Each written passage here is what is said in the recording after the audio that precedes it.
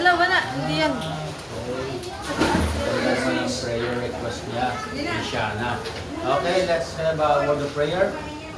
Tayo manalangin. Sige, tayo manalangin na. Inang Diyos, aming Ama, siyang malilikha ng buhay. At dahil lamang sa iyong grasya, kung kaya't ang bawat pamilya ay pinagpupugod mo.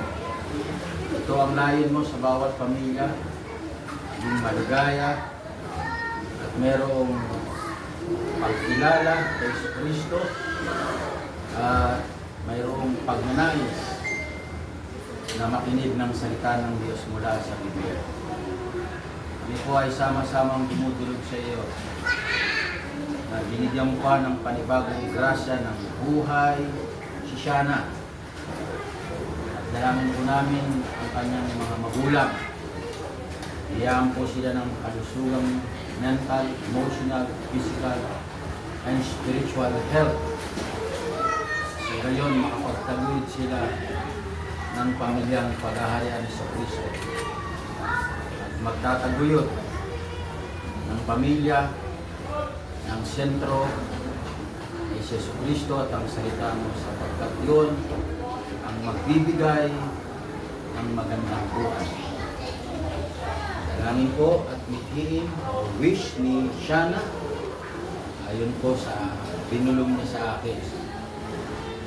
Marapati mo, sabi niya, ang bawat pamilya ay magkaroon ng pagkakaisa, pagmamahalan, pag-uunawaan, pagkakasunduan, kahit mga differences, kahit may mga problema, kahit may mga iba't ibang mga personalidad. Pero ang nais po niya, bila noon, meron pa rin pamilyang magsasama-sama sa bawat birthday na pagkakalog sa bawat pamilya. Dalangin po namin, Shana, bigyan po siya ng malusog, na isipan, na emosyonal, at ng kanyang pang-espiritual na buhay. Mga Panginoon, siya po ay magkaroon po ng banal na takot sa iyo.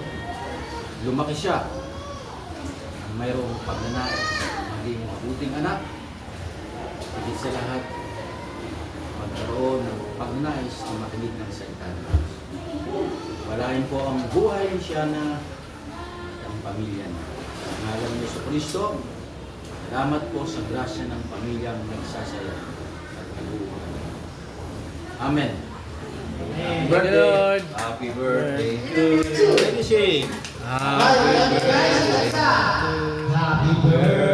Tingnan mo, nasa mo. Yung traditional. Traditional. Traditional. Happy birthday. Makakatay lang